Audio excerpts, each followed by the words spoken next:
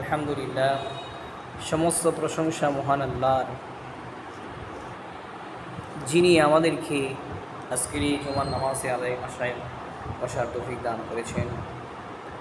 মহান মাহবুদের দরবারে শুকরিয়া আদায় করি আলহামদুলিল্লাহ। গত জুমায় আমরা আলোচনা করেছি কারবালার যুদ্ধ সংঘটিত হওয়ার কারণ। শুধু কারবালা নয়, কারবালার পাশাপাশি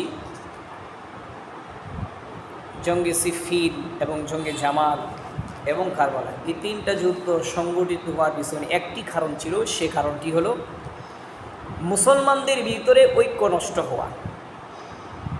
আর মুসলমানদের ঐক্য নষ্ট করেছে ইহুদি সম্প্রদায়। এই ইহুদিরা রাসূলের জামানা থেকে নিয়ে কিয়ামত পর্যন্ত আমাদের শত্রু হিসেবেই থাকবে এবং তারা সবসময় আমাদের ক্ষতি করতে চাবে। ইহুদিরা কখনোই আমাদের বন্ধু হবে না। এই ইহুদি সম্প্রদায়, তাদের পরিচয়টা কি, তাদের সূচনা কোত্থেকে হয়েছে? ইহুদি সম্প্রদায়ের সূচনা থেকে নিয়ে আজ পর্যন্ত তাদের অস্তিত্ব সম্পর্কে আমরা সংক্ষিপ্ত তাদের পরিচয়টা জানা দরকার। কারণ শত্রু সম্পর্কে আমাদেরকে আগেই অবগত হতে হবে, শত্রু সম্পর্কে আমাদেরকে ভালো করে জানতে হবে, তাহলে তাদের মোকাবেলা করা আমাদের জন্য সহজ হবে। এই ইহুদি সম্প্রদায়, যাদেরকে ইহুদি বলা হয়, তাদের দেশটার নাম হলো ইসরায়েল। ইসরায়েল ইহুদি। তাদের প্রধানমন্ত্রীর নাম হলো বিনয়ামিন নেতানিয়াহু। এই কয়েকটা বিষয় আমরা মনে রাখব। পাশাপাশি আরেক কয়েকটা দেশ, ইরাক, ফিলিস্তিন, মিশর, এই কয়েকটা দেশের নাম আমরা মনে রাখব। তাহলে আমাদের তাদের ইতিহাস সম্পর্কে বোঝা, তাদের অস্তিত্ব সম্পর্কে বোঝা আমাদের জন্য সহজ হবে।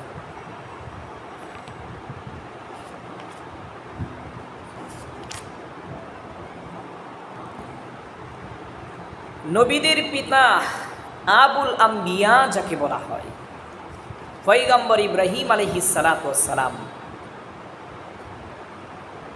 উনি যখন সর্বপ্রথম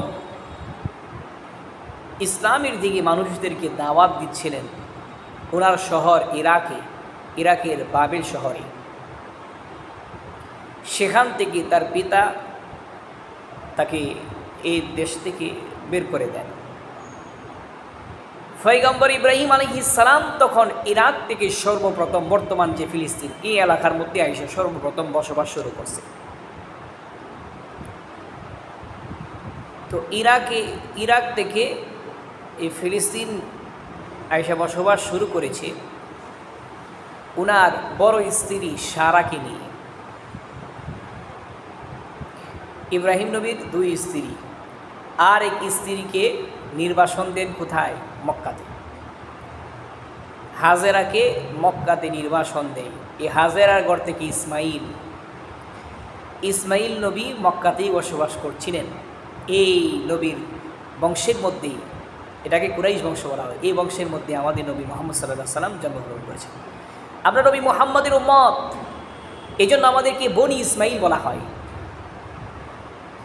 আর ইব্রাহিম নবীর বড় স্ত্রী কোথায়?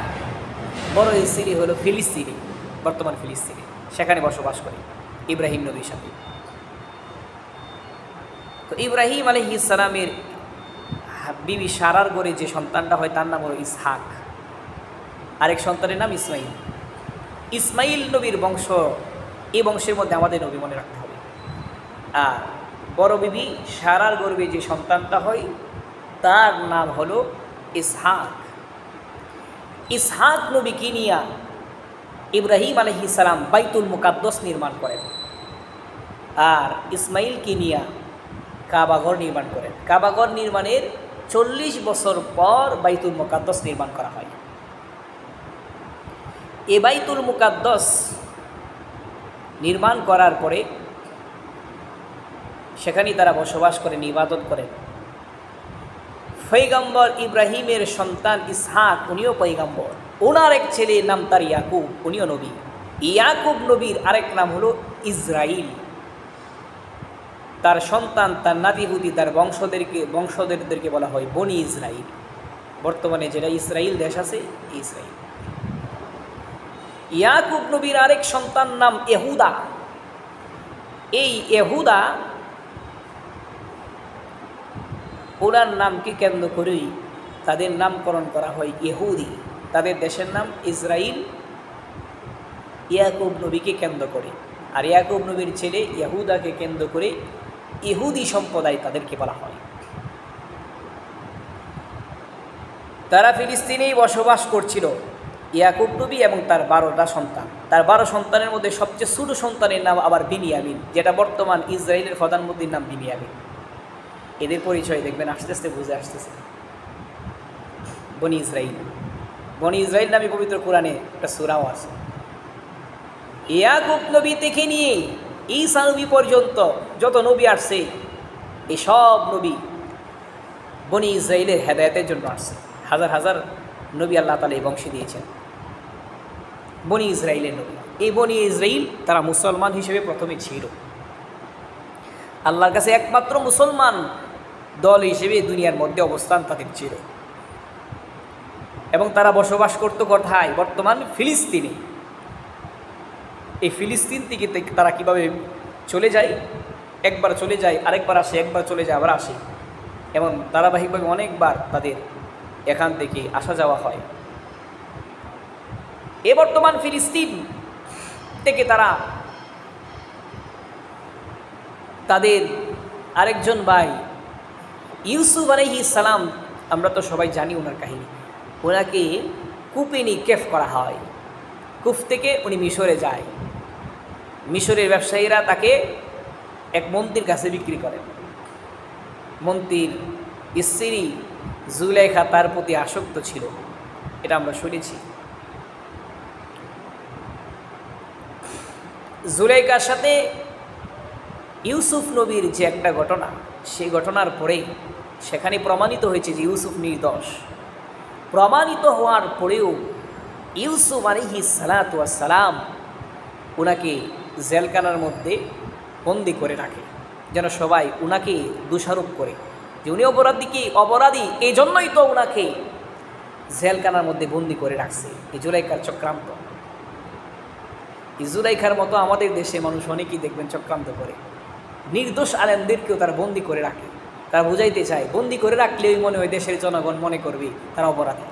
আসলে তো অপরাধী না। দেখেন ইউসুফ নবী 14 বছর বিনা অপরাধে জেল কাটে। আমাদের নবী কয় বছর জেল কাটে জানেন? 3 বছর জেল কাটে। তাকে একটা উপত্যকার মধ্যে, একটা পাহাড়ের মধ্যে আল্লাহ রাসূল এবং তার পরিবারকে বন্দি করে রাখে প্রায় 3 বছর পর্যন্ত। খাবার দেই না, কিচ্ছু দেই না। জেলখানা যে কষ্ট সেই কষ্ট, নজরবন্দি করে রাখে। আমাদের ইমাম আবু হানিফা, ওনার মৃত্যু কোথায় হয়? জেলখানার মধ্যে। জেলখানার মধ্যেই ইমাম আবু হানিফাকে সরকারের তখনকার সরকার খলিফা মনসুর অপকর্মের বিরুদ্ধে কথা বলার কারণে খলিফা মনসুর ইমাম আবু হানিফারে বিষ পান করে জেলখানার মধ্যে তাকে হত্যা করেছে। এ আমাদের আকাবিদের ইতিহাস, মুসলমানদের ইতিহাস, নবীদের ইতিহাস। নবী জেল কাটছে, এই জন্য নবী খারাপ হয়ে গেছে? আলেমরা জেল কাটে বের হইলে দেখবেন তার জনপ্রিয়তা আগের থেকে অনেক বেশি বাড়ে। সুর জেল কাটার পর তার জনপ্রিয়তা কিন্তু বাড়ে না। সুর জেল কাটার পরে জেল থেকে বের হয়ে মুখ লুকায় রাখে, কিন্তু আলেমরা বিনা অপরাধে জেল কাটছে পুরা দেশের মানুষ জানে। যাই হোক, এই জেল কাটার ইতিহাস নবী থেকেই আছে। আমাদের নবী জেল কেটেছেন, এটা দূষণীয় না। এরপর আসি আমরা ইউসুফ আলাইহিস সালাম জেলের মধ্যে বন্দি থাকা অবস্থায় মিশরের তখনকার বাদশা এক স্বপ্ন দেখলো। কি দেখলো স্বপ্নে উনি দেখলেন মোটা তাজা গরু 7টা আর জীর্ণ শীর্ণ শুকনা গরু হলো 7টা জীর্ণ শীর্ণ গরু মোটা তাজা গরুকে গিলে ফেলছে। ভয় পেয়ে গেলেন, গোটা দেশের মধ্যে প্রচার করলেন। ইউসুফ আলাইহিস সালাম তখন জানতে পারলেন বাদশার স্বপ্ন সম্পর্কে। তো উনি স্বপ্নের ব্যাখ্যা করলেন জেলখানার ভিতর থেকে। বিস্তারিত লম্বা অনেক ঘটনা, অনেক বড় ঘটনা। পয়গম্বর ইউসুফ আলাইহিস সালাম স্বপ্নের ব্যাখ্যা করার পরে তাকে আজাদ দেয়। স্বপ্নের কি ব্যাখ্যা করলেন? উনি ব্যাখ্যা করলেন 60টি মোটা তাজা গরু আর 60টি শুকনো গরু, এর মানে হলো 7 বছর মিশরের জমিনের মধ্যে দ্বিগুণ ফসল হবে, কিন্তু এরপরে 7 বছর কোনো ফসল হবে না, এরপরে 7 বছর থাকবে দুর্ভিক্ষ। এই জন্য এই 7 বছর কিছু খাইতে হবে আর কিছু জমাইতে হবে। এমন সুন্দর একটা স্বপ্নের ব্যাখ্যা যখন দিলেন, মিশরের বাদশা তার প্রতি খুশি হলেন, তাকে আজাদ করলেন এবং তাকে খাদ্যমন্ত্রীর দায়িত্ব দিলেন। তখন তিনি মিশরের খাদ্যমন্ত্রী হয়ে যায়। 7 বছর পরে যখন দুর্ভিক্ষ শুরু হয়, শুধু মিশর না, মিশরের পাশের দেশে কিন্তু ফিলিস্তিন, ফিলিস্তিনের মধ্যে কারা আছে? বনি ইসরাইল আছে। এই বনি ইসরাইলরা খাবার সংরক্ষণ করার জন্য তারা গেল মিশরে। মিশরে যাওয়ার পর তাদেরকে দেখে ইউসুফ নবী চিনে নিচ্ছে যে তারা তাদের ভাই। তখন বনি ইসরাইলের বংশরা সবাই তারা ফিলিস্তিন থেকে চলে গেল কোথায়? বর্তমান মিশরে চলে গেছে। মিশরে যাওয়ার পরে সেখানেই তারা বসবাস করতে থাকে, যেহেতু মিশরের প্রধানমন্ত্রী খাদ্যমন্ত্রী হলো তাদের ভাই, এই জন্য তারা এখানে চলে গেছে। জাঁকজমকপূর্ণভাবে তারা এখানে বসবাস করতেছে। কারা? বনি ইসরাইলরা মিশরে। তারা ফিলিস্তিন থেকে এবার মিশরে চলে গেছে। ইতিহাসটা আমাদের খেয়াল রাখতে হবে। প্রথমে তাদের বসবাস ছিল কোথায়? ফিলিস্তিন। এখান থেকে চলে গেছে কোথায়? মিশরে। মিশরে যাওয়ার পরে মিশরের মধ্যে ইউসুফ নবীর যে সরকার, তাদেরকে হাকসুস বলা হয়। তখনও ফেরাউন ছিল না। এরপরেই হাকসুসের পতন হওয়ার পরেই মূলত ফেরাউন সম্প্রদায়, ফেরাউন সরকার ক্ষমতার মধ্যে আসে, যাকে আমাদের ইতিহাসের ভাষায় ফেরাউন নামে চিনি।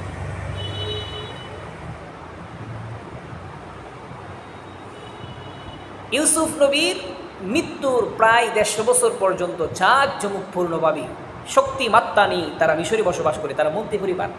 এ কারণে কিন্তু হাকসুস পরিবার এরপর ক্ষমতায় আসে ফেরাউন সম্প্রদায়। ফেরাউনের মূল বাড়ি মিশর ছিল না, ফেরাউনের বাড়ি ছিল তুরস্ক। সেখান থেকে কিভাবে আসলো তুরস্ক থেকে? এবং ফেরাউনের নাম হলো রামাসিস।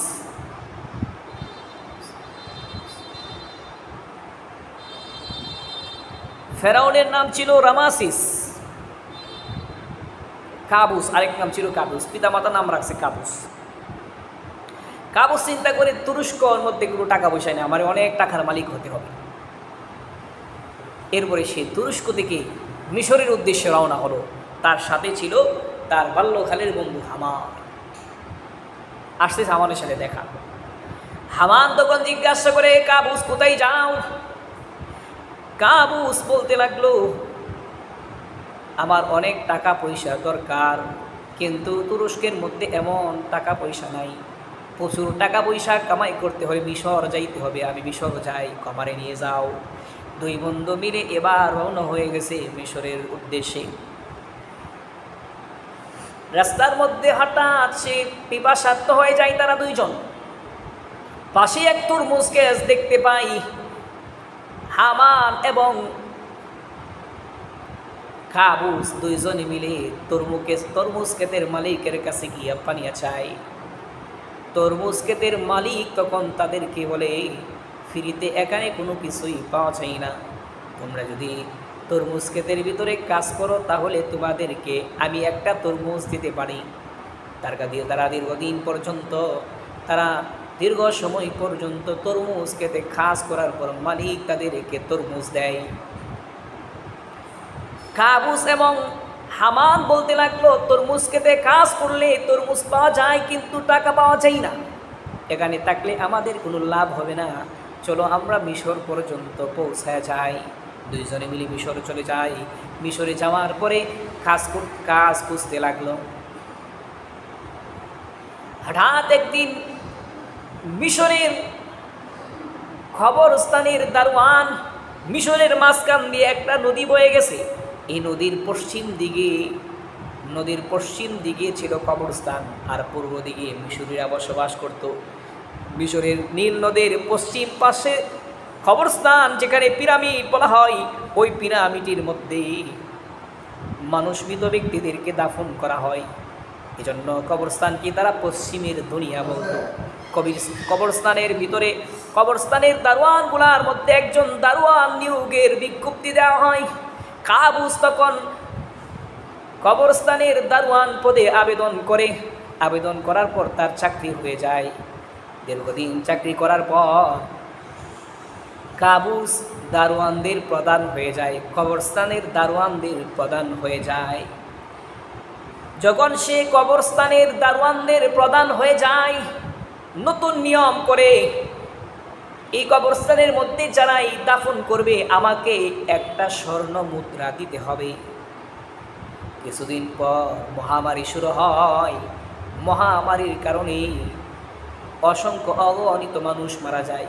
প্রত্যেক ব্যক্তির বিনিময়ে, দাফন করার বিনিময়ে এক দেড়হাম স্বর্ণ মুদ্রা করে সে পায়। এইভাবে সে কোটিপতি হয়ে যায়।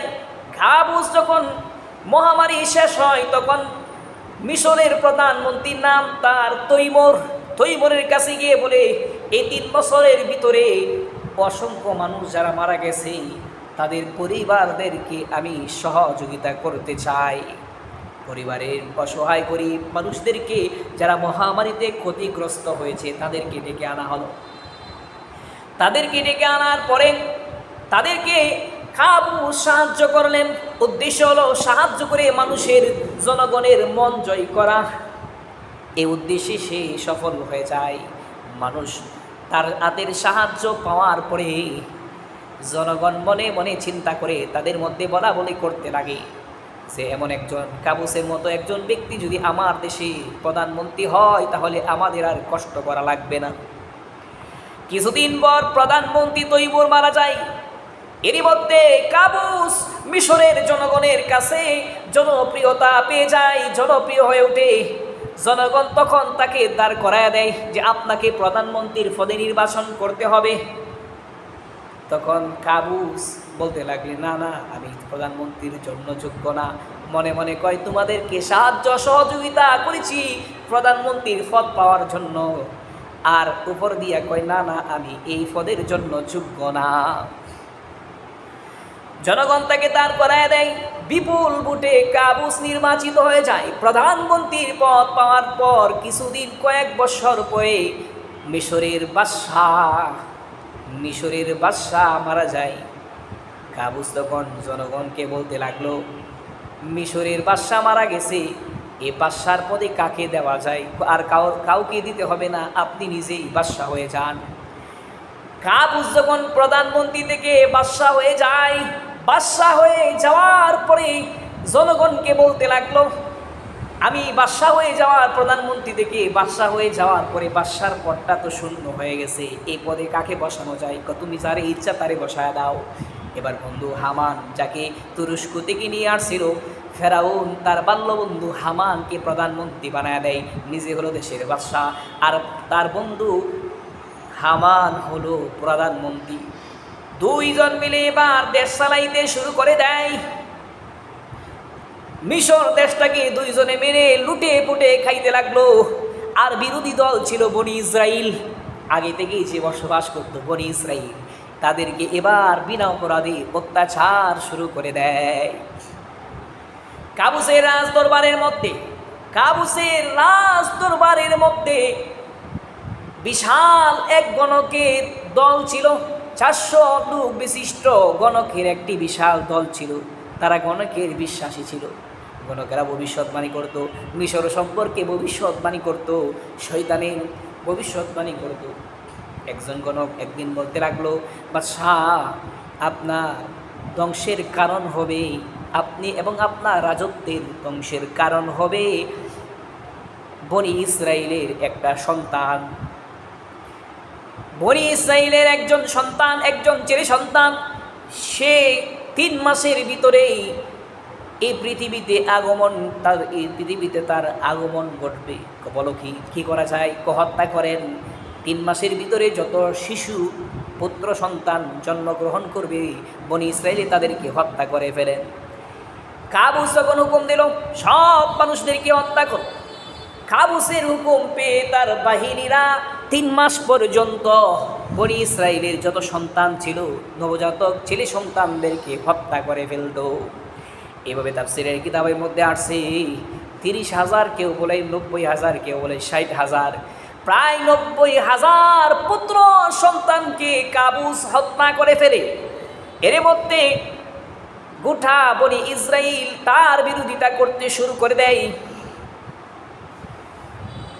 এর মধ্যে আরেকজন গণক আইসা সংবাদ দেয় আর হত্যা করতে হবে না, এই 3 মাস যেহেতু হত্যা করেছেন সুতরাং আপনার শত্রু মনে হয় মারা গেছে, এই জন্য সে আবার খুশিতে আনন্দ মিছিল করতে থাকে। এইভাবে 3 মাস পর্যন্ত খুশি উদযাপন করে। খুশি উদযাপন করার পর আরেকজন গণক আইসা খবর দেয়, বাদশাহ খুশি উদযাপন করা বন্ধ করুন, সর্বনাশ, যেই শিশুটা আপনার এবং আপনার রাজত্বের ধ্বংসের কারণ হবে তার জন্ম হয়ে গেছে এবং সে 3 মাস হয়েছে তার জন্ম হয়েছে, 3 মাস বয়সে পর্যন্ত 3 মাস হয়েছে তার জন্ম হয়েছে, 3 মাস পর্যন্ত সে বেঁচেও আছে, তার মায়ের কোলে আছে। ফেরাউন তখন ভয় পেয়ে যায়। ফেরাউন তখন তার বাহিনীকে আবার পাঠায়া দেয়, বনি ইসরাইলের প্রত্যেকটা ঘরে তন্ন তন্ন করে খুঁজে আমার শত্রুকে বের করো, বের করো। ফেরাউনের বাহিনী, পুলিশ বাহিনী তখন গোটা বনি ইসরাইলের প্রত্যেকটা ঘরে ঘরে গিয়ে মুসা আলাইহিস সালামকে তালাশ করতে শুরু করে দেয়। মুসা নবীকে তালাশ করে।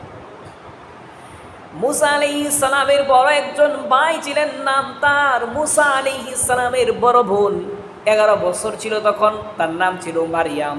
মুসা আলাইহিস সালামের বড় ভাই তার নাম হারুন, তার বয়স ছিল 3 বছর। মুসা নবীর বড় বোন মারিয়াম নদীর পার ঘাস কাটতেছিলেন, এমন সময় তাকা দেখেন তাদের বাড়ির দিকে ফেরাউনের বাহিনীরা আসতে লাগলো। দৌড়ায়া মরিয়ম তার মায়েকে সংবাদ দিলেন, আম্মা আমাদের ছোট্ট ভাইটা কোথায়, আমার কোলে ভাইটা কোথায়, তাড়াতাড়ি তারা লুকাও, আমি দেখলাম ফেরাউনের বাহিনী তারা আসতেছে। আল্লাহ তাআলা তখন ইলহাম নাজিল করলেন, আল্লাহ জানায়া দিলেন, এই পয়গম্বর মুসার মা, আপনি আপনার এই ছোট্ট ছেলেটাকে আপনি আগুনের মধ্যে নিক্ষেপ করুন, আমি আল্লাহ তাকে হেফাজত করব। যেভাবে আল্লাহ তাআলা আগুন থেকে ইব্রাহিম পয়গম্বরকে হেফাজত করেছিলেন, মহান আল্লাহ তখন সেইভাবে পয়গম্বর মুসা আলাইহিস সালামকে হেফাজত করেন। মুসা আলাইহিস সালামের মা মুসাকে আগুনের মধ্যে ফেলে দেয়। ফেরাউন বাহিনী আইসা তাদের ঘরের মধ্যে তন্ন তন্ন করে খুঁজে কাউকে পাই না, চলে যায়। চলে যাওয়ার পরে পয়গম্বর মুসার মা তার বড় মেয়েকে বলতে লাগলো, আগুন নিবাও, তাকায় দেখো আমার সন্তান বেঁচে আছে কি না, তাকায় দেখো। আগুন নিবানোর পর আগুন থেকে জবাব দেয় মুসা আলাইহিস সালাম, বলতে লাগলে, আম্মা, যে আল্লাহ আমাকে এই দুঃসময়ে পৃথিবীর মধ্যে আগমন ঘটিয়েছেন, সে আল্লাহ আমাকে আগুন থেকে হেফাজত করেছেন। মুসা আলাইহিস সালামের মা পয়গম্বর মুসাকে নিয়ে যখন দিন পার করেন, রাতের বেলায় ভয়ে কাটে, ঘুম হয় না, না জানি ফেরাউন বাহিনী চলে আসলো। এই ভয়ে থাকার কারণে আল্লাহ তাআলা মুসা আলাইহিস সালামের মার কাছে ইলহাম নাযিল করলেন। সূরা কাসাসের মধ্যে আল্লাহ বলেন, ওয়া আওহাইনা ইলা উম্মি মুসা আন আরদিই ফাইদা খিফতি আলাইহি ফাআলকিহি ইলা ফিল ইয়ামি ওয়ালা তাখাফি ওয়ালা তাহজানি ইন্না রাদুহু ইলাইকি ওয়া জাইলুহু মিনাল মুরসালিন। আল্লাহ পয়গম্বর মুসার মার কাছে ওহী নাযিল করলেন, ইলহাম নাযিল করে জানায়া দিলেন, তুমি যখন এমন দুশ্চিন্তার মধ্যে দিন কাটাও, এক কাজ করো, তুমি তোমার ছেলেটারে একটা বাক্সের ভিতর ভরিয়া তাকে পানির মধ্যে নিক্ষেপ করে দাও, নদীতে নিক্ষেপ করে দাও। আমি আল্লাহ ওয়াদা করলাম তোমার সন্তানদের তোমার কাছে ফিরিয়ে দেব। আল্লাহ তাআলার কাছ থেকে ওয়াদা পাওয়ার পরে পয়গম্বর মূসা আলাইহিস সালাতু ওয়াস সালামের মা এবার চিন্তা করে কাঠের বাক্স কিভাবে বানাবে। এই চিন্তা যখন করতে থাকেন তখন আওয়াজ শুনতে পাই ঘরের পিছনে রাস্তা দিয়ে কে যেন ডাক দেয়, বাক্স বানাইবেননি? আমি বাক্স বানাই, আমি মিস্ত্রি আসছি, বাক্স বানাইবেননি? বাক্স বানাইবেননি? এক ফেরিওয়ালা আসছে, বাক্স বানাই। আমাদের দেশে কত ফেরিওয়ালা আসে, এমন ফেরিওয়ালা আসলো। পয়গম্বর মূসার মা আশ্চর্য হয়ে যায়, বাক্সর কথা চিন্তা করতেই বাক্সের মিস্ত্রি আইসা হাজির। মূসা আলাইহিস সালামের মা মিস্ত্রিকে সংবাদ দেয়। মিস্ত্রি তখন আসার পরে কয়, কেমন বাক্স বানাইবেন? এমন একটা বাক্স বানাইব যেখানে একজন মানুষ থাকা যায়, ছোট্ট একটা শিশু থাকা যায়। আপনার এই ফুলের শিশুটা তারে কি বাক্সের মধ্যে রেখে নদীতে ছেড়ে দিবেন নাকি? মূসা আলাইহিস সালামের মা আশ্চর্য হয়ে যায়, আমার মনের খবর এই মিস্ত্রি জানলো কিভাবে? মনে হয় ফেরাউনের বাহিনী।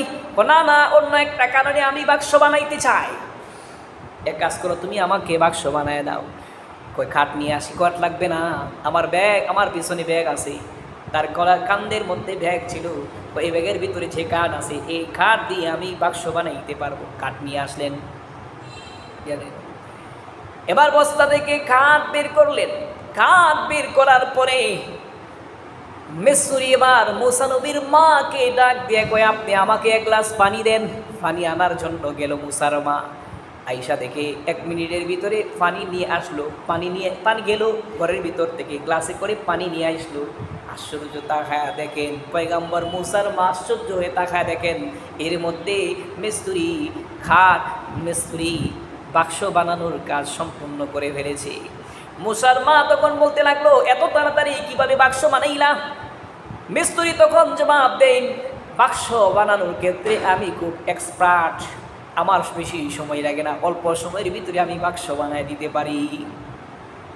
মূসার মা কয়, তুমি যে পানি চাইছিলা নেও, পানি নিয়ে আসলাম। ও পানি আমি পান করব না, পানি আমি পান করব না। পয়গম্বর মূসার মা জিজ্ঞাসা করলেন, কেন পান করবা না? আমি পানি চাই কিন্তু পান করি না। টাকা দিতে চাইলেন, না আমি মানুষকে বাক্স বানায় দিই কিন্তু আমি পারিশ্রমিক নেই না। তো তোমার পরিচয় দাও, আমি আল্লাহর কাছে যেন তোমার জন্য দোয়া করে দিতে পারি, তুমি আবার বড় উপকার করলা। কই না, আমার পরিচয়ও দেওয়া যাবে না। মিস্ত্রি তখন মূসার মা পিড়াপিড়ি করার কারণে মিস্ত্রি এবার পরিচয় দেয়, আপনি কি আমার দুনিয়ার সাধারণ কোনো মিস্ত্রি মনে করেছেন? আমি হলাম আল্লাহ তাআলার ফেরেশতাদের সর্দার জিবরাইল আমিন। সুবহানাল্লাহ। আল্লাহ আমাকে পাঠাইলেন আপনার এই সন্তানের জন্য বাক্স বানিয়ে দেওয়ার জন্য। পরামর্শ দিলেন, এইভাবে আপনার সন্তানটাকে রেখে এই বাক্সটা নদীর মধ্যে ছেড়ে দেন, আল্লাহ হেফাজত করবে, ভয়ের কোনো কারণ নাই। ছেড়ে দিলেন। বাক্সের ভিতরে ভরে পয়গম্বর মূসাকে ছেড়ে দিলেন। মূসা আলাইহিস সালামকে যখন বাক্সের ভিতরে ভরে ছেড়ে দিলেন, মার মন শান্তি লাগে না। বোনকে ডাক দিয়া কয়, হে মূসা, ক্বালাত লি উখতিহি কুসিহি, তুমি এই বাক্সটারে অনুসরণ করো। মূসা আলাইহিস সালাম বাক্সের ভিতরে, বাক্স এবার চলতে লাগলো। চলতে চলতে ফেরাউনের গাটলার মধ্যে চলে যায়। ফালতাকাহু আলু ফিরাউনা, ফেরাউনের লোকজন আসিয়ার খাদেমারা তখন সেখানে গোসল করতেছিল। আসিয়ার খাদেমারা এ বাক্সটা উঠাইয়া দেখে বাক্সার ভিতরে সুন্দর একটা ফুটফুটে সন্তান দেখা যায়। দৌড়াইয়া নিয়ে গেছে আসিয়ার কাছে। আসিয়ার পাশেই বসা ছিল ফেরাউন বসা ছিল। ফেরাউন তখন বলতে লাগলো, এই বাচ্চাটা কোথায় পাইলা? বাক্সের ভিতরে পাইছি, নদীর মধ্যে ভেসে আসছে। এটাই হবে আমার শত্রু, আমি এখনই তাকে হত্যা করব। ফেরাউনের স্ত্রী কয়, ওয়াকালাত ইমরাআতু ফিরআউনা কুররাতু আইনিল লি ওয়ালাকা লা তাকতুলুহু আসা আইয়ানফাআনা আও নাত্তাখিযাহু ওয়ালাদান ওয়া হুম লা ইয়াশউরুন। ফেরাউনের স্ত্রী কয়, যাকে মন চাই তাকে দেখলে আপনার মনে হয় শত্রু। না না, এ ছোট্ট বাচ্চা আপনার শত্রু হতে পারে না। সে আমাদের উপকার করবে, অথবা আমরা তাকে সন্তান হিসেবে গ্রহণ করব। ফেরাউনের স্ত্রীর ফিরাফিরি করার কারণে ফেরাউন বাধ্য হয়ে যায়। দুইজনের সন্তান মেনে নেয়। মুসা আলাইহিস সালামকে ফেরাউন তার সন্তান হিসেবে মেনে নেয়। মনতে ফেরাউন মনতে মেনে নেয়।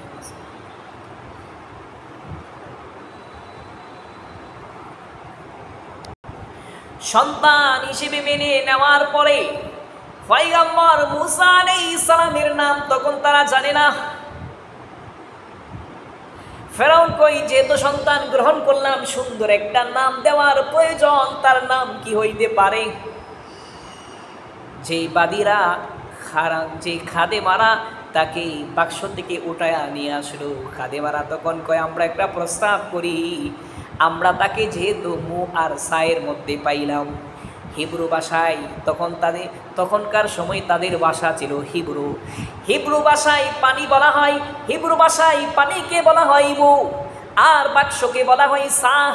দুইটা মিলাইলে কি হয়? আমরা যেহেতু পানির উপর বাক্সের মধ্যে তারে পাইলাম, এই হিসেবে তার নামটা রেখে দিই মুসা। এর থেকেই পয়গম্বর মুসার নাম হয়ে যায় মুসা। মুসা আলাইহিস সালামের নাম রাখার পরে কিছুক্ষণ পর পয়গম্বর মুসা কান্নাকাটি করে। ছোট্ট বাচ্চারা, 3 মাসের বাচ্চারা সাধারণত খিদা লাগলে কান্নাকাটি করে। সবাই বুঝতে পারলেন মনে হয় খিদা লাগছে। এবার তাকে দুধ পান করানোর জন্য কয়েকজন মহিলাকে সংবাদ দিলেন, কিন্তু আল্লাহ বলেন, আমি সবার দুধ মুসা নবীর জন্য হারাম করে দিয়েছি। হারামনা আলাইহিল মাওয়াদিয়া মিন ক্বাবলু ফাকাল হাল আদুল্লুকুম আলা আহলি বাইতি ইয়াকফুলুনাহু লাকুম ওয়া হুম লা নাসিফুন। মুসা নবীর মা তার মেয়েটাকে যে পাঠাইছিলেন বাক্সটাকে অনুসরণ করার জন্য, সে অনুসরণ করতে করতে ফেরাউনের বাড়ি পর্যন্ত চলে আসছে। যে ফেরাউনের খাদেমারা তাকে নিয়ে ফেরাউনের কাছে গেল, ফেরাউন সন্তান হিসেবে গ্রহণ করেছে। সব কিছুই মুসা নবীর বোন দাঁড়িয়ে দেখতে লাগলো। মুসা নবীর বোন তখন তাদেরকে বলতে লাগলো, দেখতে তাকায়া দেখেন কোনো মহিলার দুধ সে খাই না। তাদেরকে বলতে লাগলো, আলহাদুল্লুকুম আলা আহলি বাইতিন, এমন একজন মহিলার সংবাদ দিব যে মহিলার দুধ সব শিশুরাই পান করে। আশা করা যায় আপনার এই শিশুটাও পান করবে, তার এই শিশুটাও পান করবে। পয়গম্বর মুসা আলাইহিস সালাতু ওয়াস সালামের বোন এই কথা বলার পরে ফেরাউন কয়, ঠিক আছে, তাড়াতাড়ি করে ওই মহিলার সংবাদ দাও। মুসা নবীর বোন সংবাদ দেওয়ার পরে কয়, মুসা আলাইহিস সালামের মাকে নিয়ে আসি। মুসা আলাইহিস সালামের মা খুলে নেওয়ার পরে যখন তাকে দুধ পান করাইতে শুরু করে দেয়, ফেরাউন কয়, আশ্চর্য ব্যাপার, কত মহিলারা চেষ্টা করলো, কেউ দুধ পান করতে পারে নাই, কিন্তু তোমার দুধ সে কোনো বিনা বাধাই পান করতে লাগলো। এবার ফেরাউন বলতে লাগলো, আমার এই ছোট্ট সন্তানকে তুমি বাড়িতে নিয়ে যাও, বাড়িতে নিয়ে যাওয়ার পরে তুমি লালন পালন করো, তোমার কোনো চিন্তা নাই। আমার এই সন্তানকে লালন পালন করার কারণে এর বিনিময়ে আমি তোমাকে প্রতি মাসে মোটা অঙ্কের একটা বেতন দেব। আল্লাহ জানায় যাই, হে পয়গম্বরের মা, আমি আপনাকে আগেই বলেছিলাম আপনার সন্তানটাকে আপনার কাছে ফিরিয়ে দিব। ফারাদাদনাহু ইলা উম্মিহি কাইতাকাররা আইনুহা, আপনার চক্ষু আমি শীতলতা করব। ওয়ালা তাহজানা ওয়ালিতা'লামা আন্না ওয়াদাল্লাহি হাক্কু ওয়ালাকিন্নাহু আকসারুহুম লা ইয়া'লামুন। আমি আল্লাহ যে ওয়াদা করেছিলাম, আমি আল্লাহর ওয়াদা বাস্তবায়ন রূপান্তরিত করলাম। এতদিন রাতের বেলায় টেনশনে ঘুমাইতে পারো নাই, এই বুঝি ফেরাউনের বাহিনী চলে আসলো। আজকে থেকে এই টেনশন নাই, উল্টা ফেরাউনের বাহিনী তোমার বাড়িতে পাহারা দিবে, তোমাদের নিরাপত্তার জন্য পাহারা দিবে। তোমার সন্তানকে তুমি দুধ পান করাইবা, আমি আল্লাহ ফেরাউনের পক্ষ থেকে একটা মুঠা অঙ্কের বেতনেরও ব্যবস্থা করে দিলাম। মুসা আলাইহিস সালাতু ওয়াস সালাম তখন ফেরাউনের বাড়িতে 30 বছর বয়স পর্যন্ত সেখানে ছিল। এরই মধ্যে ফেরাউন খোদা দাবি করলো আর ফেরাউনের বিরোধিতা করলো তারই গড়ে লালিত পালিত সন্তান মুসা আলাইহিস সালাতু ওয়াস সালাম। এই নিয়ে ফেরাউন আর মুসার মধ্যে এক বিশাল দ্বন্দ্ব, কিন্তু তাকে শাস্তি দেওয়ার জন্য অন্য কোনো ইস্যু পাই না। একদিন মুসা আলাইহিস সালাম রাস্তা দিয়ে যাচ্ছিলেন, তখন পয়গম্বর মুসা আলাইহিস সালামের বংশের লোক বনি ইসরাইলের এক লোকের সাথে ফেরাউনের কীর্তি সম্পদের এক লোকের ঝগড়া। তখন তার পক্ষের বংশের লোকের পক্ষ হইয়া এই লোকটাকে শাসানোর জন্য একটা সর দিলেন। সর দেওয়ার পরে সাধারণত একজন মানুষকে সর দিলে কিন্তু মারা যায় না, কিন্তু মুসা আলাইহিস সালামের সরকে লোকটা মারা গেছে। তো মুসা আলাইহিস সালাম ভয় পেয়ে গেলেন। ফেরাউন যে এতদিন পর্যন্ত ইস্যু বুঝতেছিলেন যে মুসাকে কীভাবে শাস্তি দেওয়ার জন্য, এই ইস্যু আজকে পেয়ে গেছে। পরামর্শ করলেন, মুসাকে ধরে নিয়ে আসো, তাকে শাস্তি দেওয়া হবে, তাকে মৃত্যুদণ্ড দেওয়া হবে। মুসা আলাইহিস সালাম ভয় পাইয়া মিশর থেকে পালিয়ে এবার চলে গেলেন মাদিয়ান। মাদিয়ানের তখনকার মাদিয়ানের নবী ছিল নবী শুআইব আলাইহিস সালাম। মাদিয়ানে চলে গেলেন। আল্লাহ তাআলা সূরা কাসাসের 22 নম্বর আয়াত থেকে সেটা আলোচনা করেছেন। ওয়ালাম্মা ওয়ারদা মা মাদিয়ানা ওয়াজাদা আলাইহি উম্মাতাম মিনান নাস ইয়াসকুনা ওয়াজাদা মিন দুনিহি মুমরাতাইনি তাযুদানি ক্বালা মা খাতবুকুমা ক্বালাতা লা নাসকি হাত্তা ইউসদিরার রিআউ ওয়া আবুনা শাইখুন কাবীর। পয়গম্বর মুসা আলাইহিস সালাম মাদিয়ানে চলে গেলেন। মাদিয়ানে যাওয়ার পরে একটা মাঠের মধ্যে দুইটা কূপ দেখতে পাইলেন, বিশাল আকারের দুইটা কূপ। দুইটা কূপের মধ্যে দুইটা কূপের উপরে ঢাকনা দেওয়া। এক একটা ঢাকনা সরাইতে গেলে প্রায় 10 জন লোকের প্রয়োজন হয়।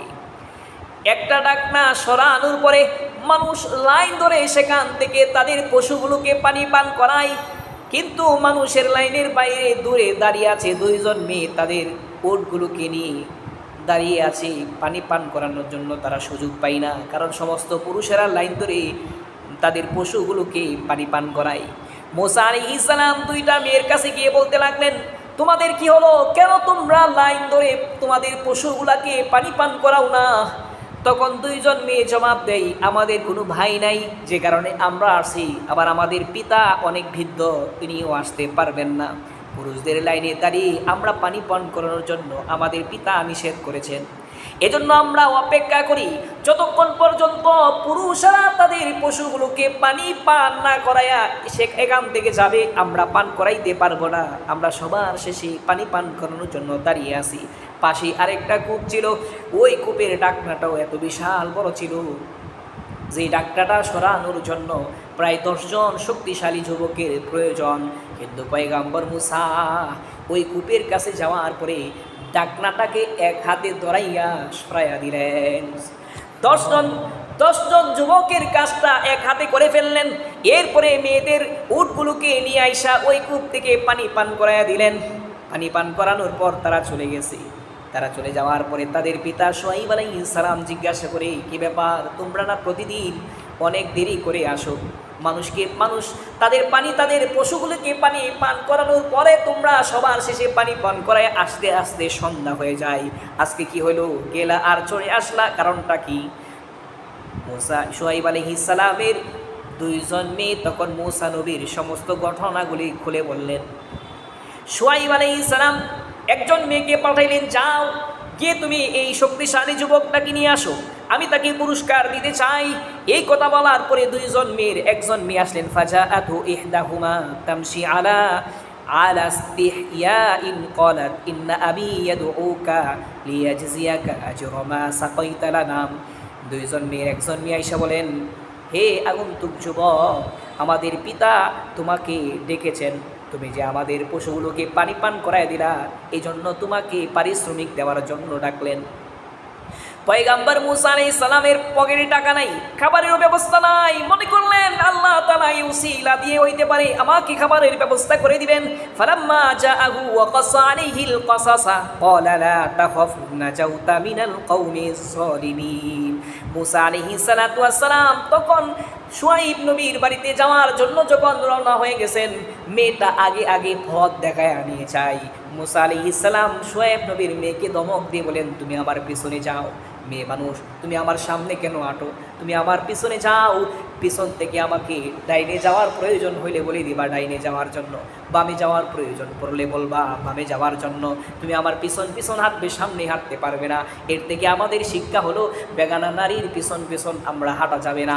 রাস্তা দিয়ে হাঁটার সময় সামনে যদি বেগানা নারী থাকে, হয় তাদেরকে ডিঙ্গাইয়া সামনে যাইতে হবে, আর না হয় তারা যাওয়ার পরে আমাদেরকে যাইতে হবে।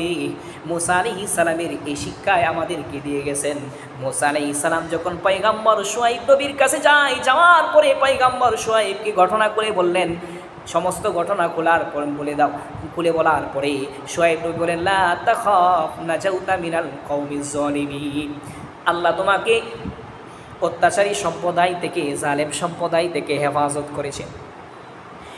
পয়গম্বর শুআইব আলাইহিস সালাম নবী মূসাকে আপ্যায়ন করার পরে ক্বালাত ইহদাহুমা ইয়া আবাতি ইস্তাজিরহু ইন্না খায়রা মান ইস্তাজারতাল কাবিয়ুল আমিন। শুআইব নবীর দুইজন মেয়ের একজন মেয়ে শুআইব নবীকে বলতে লাগলেন, এই শক্তিশালী যুবককে আপনি আমাদের বাড়িতে কর্মচারী হিসেবে নিয়োগ দিয়ে দিন, কারণ আমরা প্রতিদিন পানি পান করাইতে অনেক সময় লাগে আমাদের উটনিগুলোকে। সে একাই ডাকনা সরাইয়া পানি পান করাইতে পারবে, এতে আমাদের চলা সহজ হয়ে যাবে। এই প্রস্তাব দেওয়ার পরে বললেন, ইন্না খায়রা মান ইস্তাজারতাল কাবিয়ুল আমিন, আমি সেই যুবকটা, সে আমানতদার বা কাবিয়ুল, এবং সেই শক্তিশালী। শক্তিশালী কিভাবে বুঝলেন? ওই যে একাই 10 জন ব্যক্তির ডাকনাটা সরাই ফেললেন। আর আমানতদার কিভাবে বুঝলেন? যে মেয়েটার পিছন পিছন হাঁটে নাই, সামনে আসছে, পিছনে হাঁটলে তো মেয়েটার পিছন পিছন হাঁটলে বোঝা যায় তার ভিতরে কোনো খুব মতলব থাকতে পারে, কিন্তু মেয়ের ব্যাপারে সে আমানতদারিতা আগেই প্রকাশ পেয়েছে তার থেকে, এই জন্য বলেন আমানতদার এবং শক্তিশালী।